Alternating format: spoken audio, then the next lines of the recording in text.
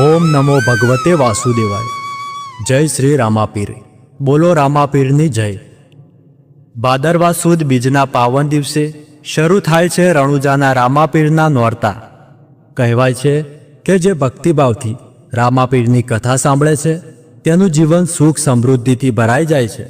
તો ચાલો આજે આપણે સૌ મળીને સાંભળીએ રામાપીરની પાવન કથા. મિત્રો, આ વિડીયોમાં અંત સુધી જોડાયેલા રહેજો, કારણ કે કથાના અંતે જાણવા મળશે એક એવો સંદેશ જે તમારું જીવન પણ બદલી શકે છે. દુખિયાના બેલી રામાપીર એટલે તો 12 બીજના ધણી, અને આ ધણીની વંદનોના શ્રેષ્ઠ અવસર એટલે તેમના નોરતા. ભાદરવા સુદ એકમથી ભાદરવા સુદ નોમ સુધી રામદેવ પીરના નોરતાની ઉજવણી થતી હોય છે. સમગ્ર ભારતમાં જ્યાં જ્યાં રામાપીરના ભક્તો છે તેઓ હર્ષથી આ ઉત્સવને ઉજવે છે. શ્રદ્ધાળુઓ આ 9 દિવસ દરમિયાન રામાપીર માટે ભજનો ગાય છે. કેટલાક લોકો ઉપવાસ પણ રાખે છે, તો ઘણા રામદેવ પીરના લીલા નેજા અને લીલા ઘોડા ચડાવી આભાર વ્યક્ત કરે છે. તો આજ નવરાત્ર દરમિયાન આવતી ભાદરવા સુદ બીજ એ રામદેવ પીરનો જન્મ દિવસ મનાય છે. તો આવો આજે આપણે પણ રામદેવ પીરનો મહિમા જાણીએ. આ વિડીયોમાં આપણે સાંભળીશું રામાપીરના જન્મથી લઈને સમાધિ સુધીની સંપૂર્ણ કથા, અને તેમને જે પરચા આપ્યા હતા એ પણ આપણે સાંભળીશું. પરંતુ કથા શરૂ કરતા પહેલાં તમે ચાહો છો કે રામદેવ પીર તમારી બધી જ મનોકામનાઓ પૂર્ણ કરે, તમારા ઘરમાં સુખ સમૃદ્ધિ આવે, તો આ વિડીયોને એક લાઇક કરી કોમેન્ટમાં જય રામદેવ પીર અથવા જય બાબારી લખી લેજો, અને ચેનલને સબસ્ક્રાઇબ પણ કરી લેજો, જેથી રામદેવ પીરના આશીર્વાદ હંમેશા તમારા ઘર પરિવાર ઉપર બન્યા રહે.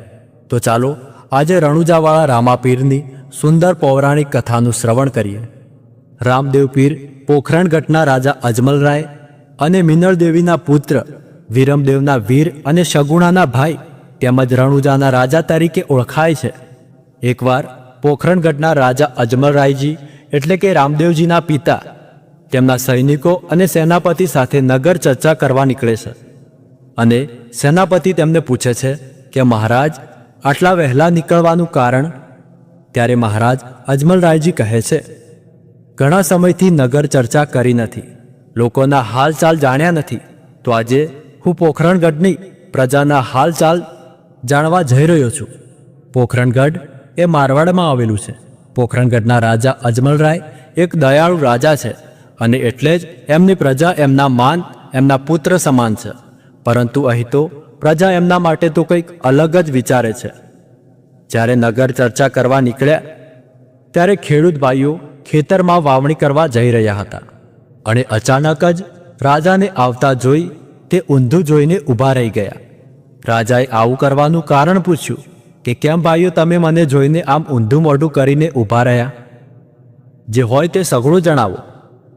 આ સાંભળી ખેડૂત ભાઈઓએ કહ્યું કે મહારાજ, ભૂલ થાય તો માફ કરજો, પણ આજે અમે વાવણી કરવા જતા હતા અને તમારા દર્શન થયા, પણ તમારા દર્શન તો અમારા માટે અપશુકનિયાળ કહેવાય, કારણ કે તમે વાંઝિયા છો, અને જો તમારા દર્શન કરીને અમે વાવણી કરવા જઈશું તો અમારો પાક સારો નહીં થાય.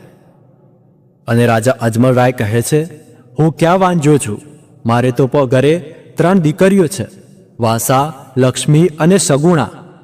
ત્યારે ખેડૂત કહે છે, પણ મહારાજ, દીકરીઓ તો પારકી થાપણ કહેવાય, એ તો પરણીને પારકા ઘરે જશે, તમારું મહેલ સૂનો થઈ જશે, પછી તમારે ત્યાં રાજ ચલાવનાર કોણ? તમારો વંશ સંભાળનાર કોણ? આ સાંભળી અજમલરાય ખેડૂતોની માફી માંગીને મહેલમાં પાછા ફરે છે, અને મહેલમાં આવીને ચૂપચાપ મહેલમાં આંટા મારે છે. અને મિનળદેવી આ બધું જોઈ રહ્યા છે.